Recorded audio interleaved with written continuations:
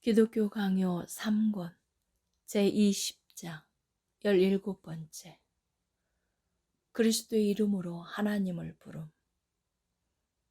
그러나 어떤 사람도 하나님께 자기를 드러내고 그의 눈앞에 나아갈 자격이 없으므로 하늘에 계신 아버지 자신은 우리 모두의 마음을 좌절케 한 부끄러움과 공포, 동시에 이 두 가지로부터 우리를 구출하시고자 자기의 아들 우리의 주 예수 그리스도를 우리에게 주셨다. 그는 아버지 앞에서 우리의 대언자이시며 중보자이시다. 그의 인도로 우리가 아버지께 거리낌 없이 다가선다. 우리가 이러한 중재자를 신뢰하면서 그의 이름으로 간청한 것은 무엇이든지 아버지가 어떤 것도 그 아들에게 거절하지 않으시듯이 우리에게 거절되지 않을 것이다. 우리가 이전에 믿음에 대해서 가르쳤던 것은 무엇이든지 이와 관련해서 다루어져야 한다. 왜냐하면 약속이 그리스도를 우리의 중보자로 권하듯이 무엇을 얻고자 하는 우리의 소망 역시 그에게 의지하고 있지 않다면 그 자체로 기도의 은총을 빼앗기고 말 것이기 때문이다. 하나님의 무서운 어미가 우리의 마음에 떠오를 때마다 즉시 우리는 두려움에 떨지 않을 수 없게 된다. 또 우리 자신의 무가치함을 인식하고 완전히 그 어미로부터 멀어질 수밖에 없게 된다. 이는 그리스도가 중보자로 오셔서 가공할 영광의 보좌를 은혜의 보좌로 맞바꾸어 놓으실 때까지 계속된다. 사도도 이와 같이 가르치는 바 자비를 얻고 때를 따라 돕는 은혜를 발견하게 되리라는 전적인 확신 가운데 우리는 감히 그 앞에 나아가야 한다. 또 하나님을 부르는 법이 수립되어 있으며 하나님은 자기를 부르는 자들의 말을 들으실 것이라는 약속이 우리에게 부여되어 있듯이 우리는 그리스도 이름으로 하나님을 부르라는 특별한 명령을 받게 되며 그 이름으로 간구한 것들을 얻게 되리라는 약속을 이루게 된다. 그는 말씀하신다. 지금까지는 너희가 내 이름으로 아무것도 구하지 아니하였으나 구하라. 그리하면 받으리니 너희 기쁨이 충만하리라. 그날에는 너희가 내 이름으로 구할 것이요 너희가 무엇을 구하든지 내가 행하리니 이는 아버지로 하여금 아들로 말미암아 영광을 받으시게 하려 함이라.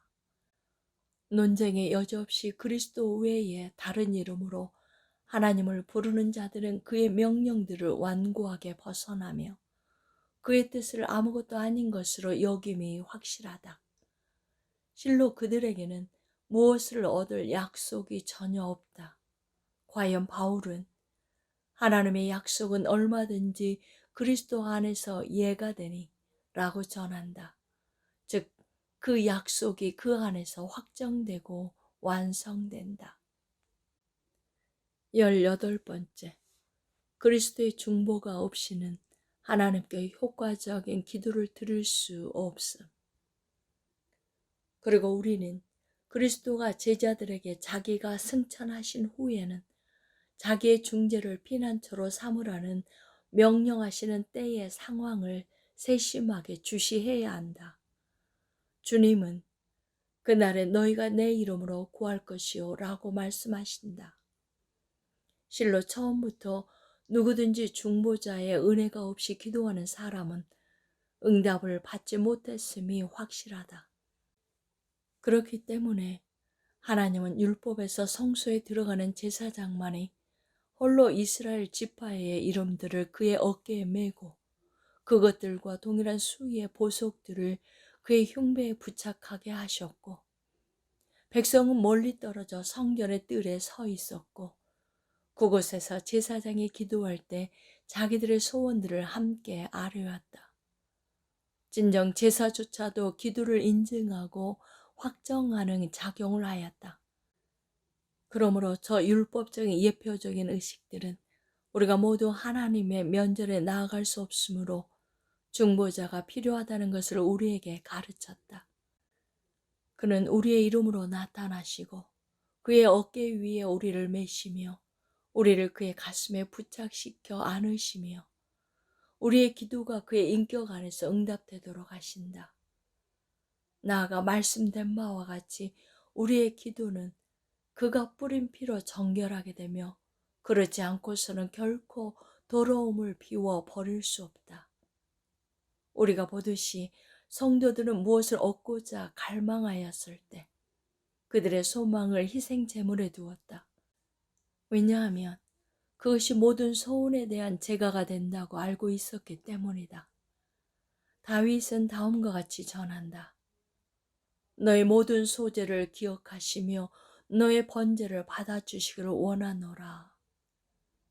이러함으로 우리 하나님은 처음부터 그리스도의 중재에 의한 용서하심으로써 경건한 자들의 소원들을 받아주셨다는 것을 추론하게 된다. 그렇다면 왜 그리스도는 자기 제자들이 자기 이름으로 기도를 시작하게 될 새로운 시간을 지정하시는가? 이는 오늘날 새로운 은혜가 더욱 빛나고 있고 그것이 우리 가운데 더욱 고귀하게 여겨지게끔 권해지기 때문이 아니겠는가? 같은 뜻에서 그는 바로 앞에서 지금까지는 너희가 내 이름으로 아무것도 구하지 아니하였으나 구하라 라고 말씀하셨다. 제자들이 중보자의 직분에 대해서 아무것도 몰랐다는 것이 아니다.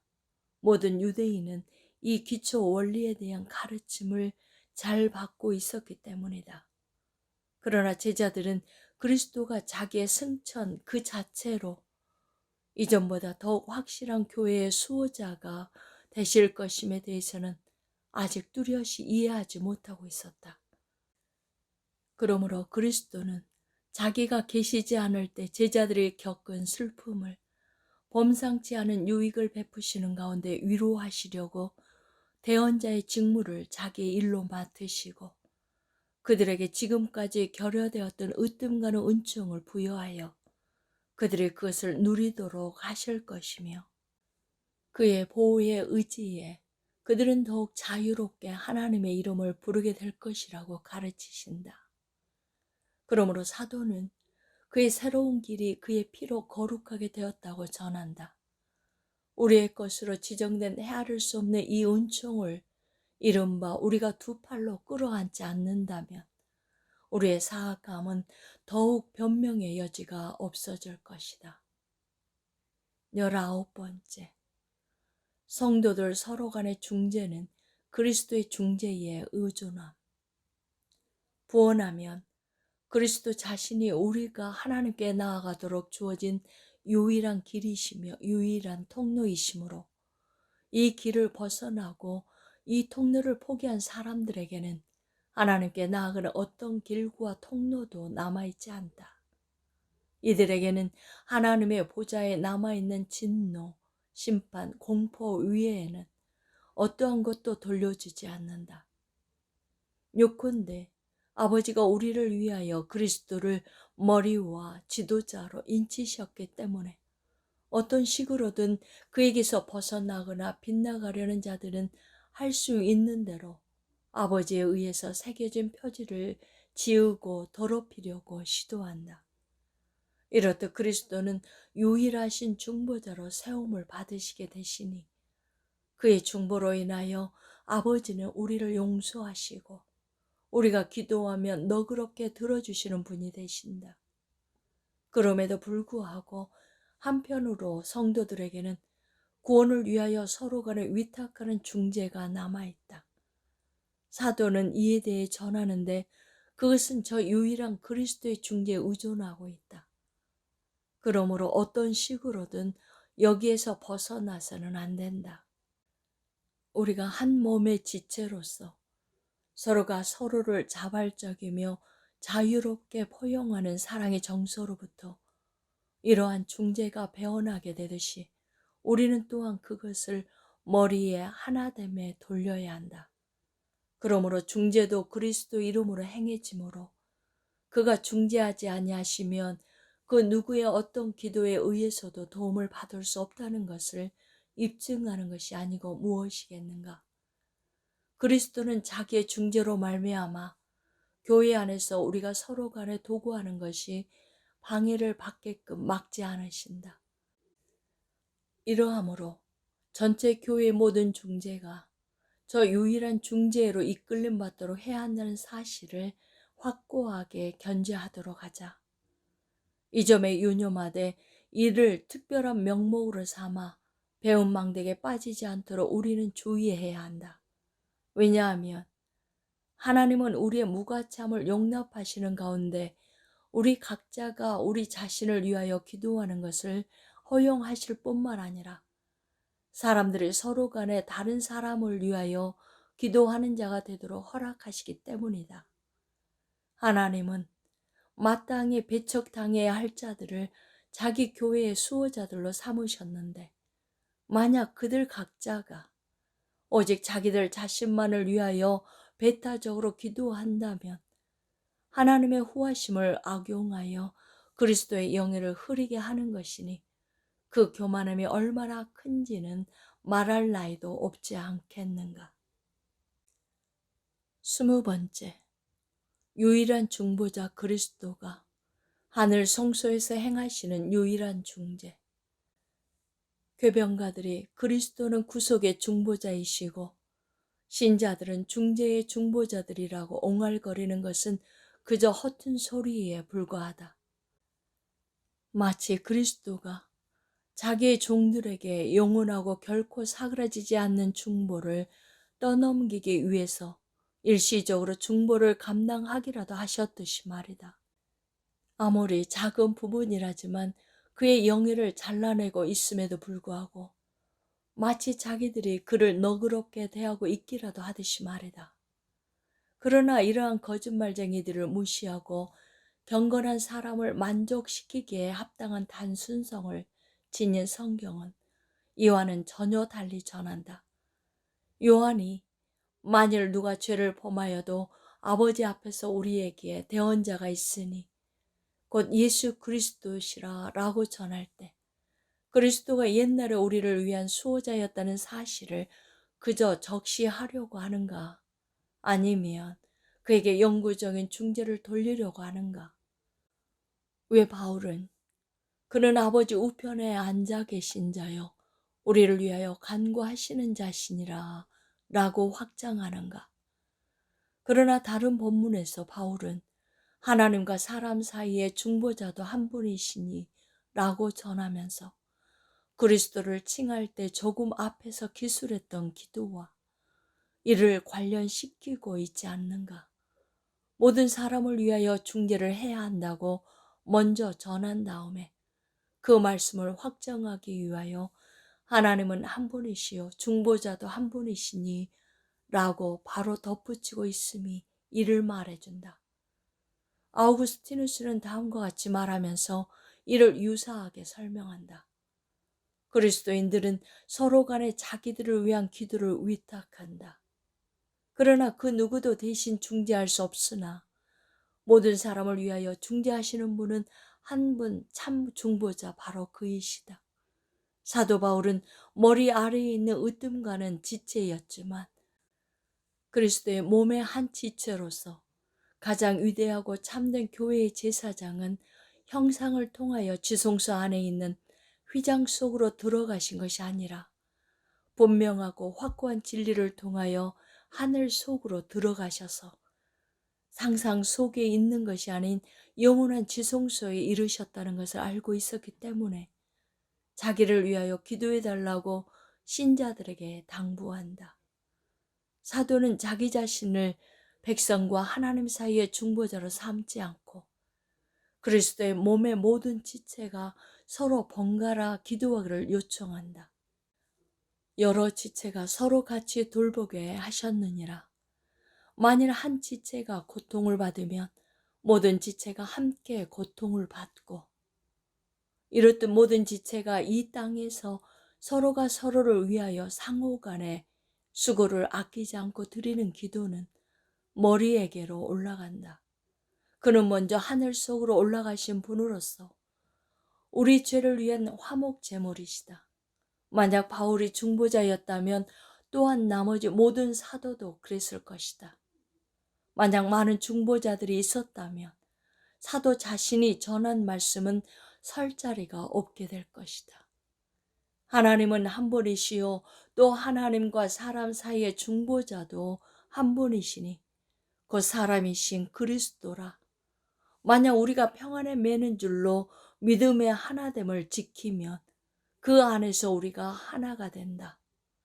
마찬가지로 다른 곳에서 아우구스티누스는 말한다. 그러나 당신이 제사장을 찾는다면 그는 하늘 위에 계신다.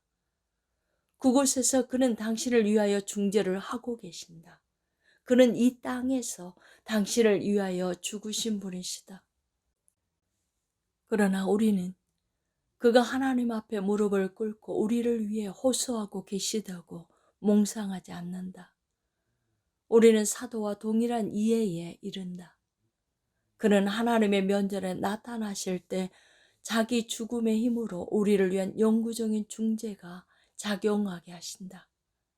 하늘 성소에 들어가신 그는 홀로 세상 끝까지 줄곧 백성의 소원들을 하나님께 가져가 전하시고 그들은 바깥들에 멀리 떨어져 머문다.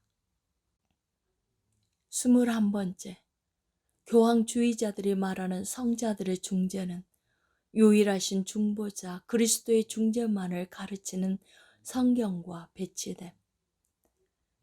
육체로는 죽었으나 그리스도 안에서 살아있는 성자들과 관련하여 만약 우리가 그들에게 어떤 기도를 돌린다고 하더라도 그들이 자기들에게 유일한 길이신 그리스도를 통하지 않고 하나님께 비는 다른 길을 가지고 있다거나 그들의 기도가 그리스도 외에 다른 이름으로 하나님께 받아들여진다고 꿈조차 꾸지 않도록 하자.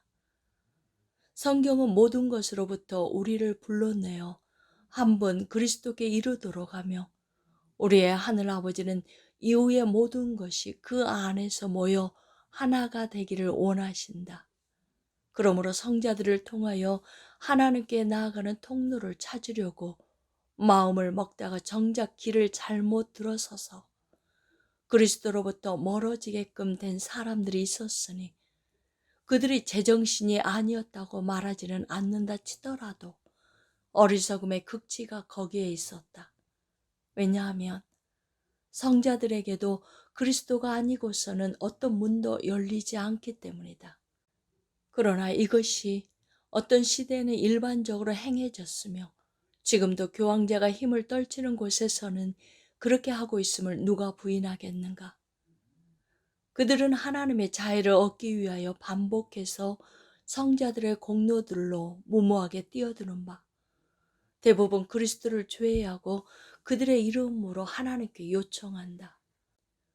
이것은 우리가 위에서 그리스도께 속한다고 주장했던 유일한 중재의 직무를 그들에게로 옮기는 것이 아닌지 나는 묻고자 한다. 그리고 그들이 고안해낸 이런 식의 성자들의 중재에 대해서 누군가 천사든 마귀든 어떤 사람에게 한 소절이라도 말해준 적이 있었는가? 성경에는 이에 대한 말씀이 전무하다. 그렇다면 무슨 명분으로 그들은 이러한 것들을 조작해낸 것인가?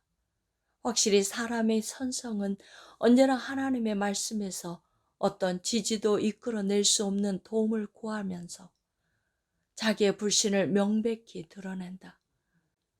그러나 만약 우리가 성자들의 중재를 기뻐하는 자들 모두의 양심의 중거에서 보면 이런 악습이 생겨나는 이유는 그들이 허덕이고 있는 불안 때문이라는 사실을 발견하게 될 것이다. 그들은 마치 그리스도가 자기들에게 부족하시거나 너무 엄격하시기라도 하듯이 여긴다. 무엇보다 이러한 혼란에 빠져 그들은 그리스도를 불명예스럽게 하고 아버지가 그들 각자에게 고유한 특권을 베푸셔서 부르라고 주신 칭호, 즉 다른 사람에게 옮겨서는 안 되는 유일한 중보자의 칭호를 그에게서 노략질한다. 실로 이러한 일 자체가 그리스도의 나심의 영광을 희미하게 하고 십자가를 공허하게 하며 끝내 그가 우리의 구원을 위하여 행하시고 고난받으신 모든 것에 대한 찬미를 벗겨내고 앗아가 버리고 만다. 왜냐하면 이 모든 것은 오직 그만이 중보자이시며 중보자로 여겨져야 한다는 사실로 귀결되기 때문이다. 그러나 그들은 동시에 자기들에게 아버지로 나타나신 하나님의 인자하심을 내던져 버린다. 왜냐하면 그리스도를 자기들의 형제로 인식하지 않고서는 하나님이 자기들에게 아버지이실 수 없기 때문이다. 그리스도가 그 무엇도 이보다 더 부드럽고 온화할 수 없는 형제적인 정서를 자기들을 향하여 지니고 계시다는 사실을 생각하지 않는다면 그들은 필히 이를 부인할 것이다. 그러므로 성경은 유일하게 그리스도만을 우리에게 제시하고 그에게 우리를 보내며 그 속에 우리를 공고히 세운다. 아모르시우스가 말하듯이 그는 우리의 입이시며 우리가 그를 통하여 아버지께 말하고 그는 우리의 눈이시니 우리가 그를 통하여 아버지를 보며 그는 우리의 오른손이시니 우리가 그를 통하여 아버지께 우리를 바친다. 친히 중재하지 아니하시면 우리에게나 성자들 누구에게나 그 무엇도 하나님과 함께 하는 것이 없게 된다. 만약 그들이 교회가 공적인 기도를 마무리하면서 마지막에 덧붙이는 우리 주 그리스도를 통하여 라는 말을 사용하는 것을 반박하면서 빌미로 찾고자 한다면 이는 괜한 도피에 불과할 것이다. 왜냐하면 그리스도의 중재에 죽은 자들의 기도와 공로가 지속하게 될 때 그 중재는 완전히 제거되고 죽은 자들의 것만 입에 담는 것과 다를 바 없이 모욕을 당하게 될 것이기 때문이다. 그런데 그들은 자기들의 모든 기도문과 성가와 산문에서 그리스도에 대한 언급은 전혀 없고 죽은 성자들에게만 한 곳도 빠뜨림 없이 낱낱이 영예를 돌리고 있다. 22번째, 성자들의 중재는 그들에 대한 숭배와 맞물림. 그러나 어리석음이 점점 도를 더해 지금은 그 성격이 미신의 수준에까지 이르렀음이 분명하므로 이 악습은 일단 굴레를 벗기면 끝없이 방작에 날뛰게 될 것이다. 사람들은 성자들의 중재에 관심을 쏟기 시작하게 되자 그 후로는 점차 그들에게 특별한 일을 맡겨 대리하게 했다.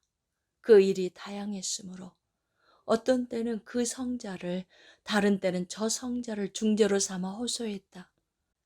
또한 각 사람은 특별한 성자를 신적인 존재로 채택하여 수호심과 다를 바 없이 여기고 그 성자에 대한 믿음을 지키는 데 헌신했다.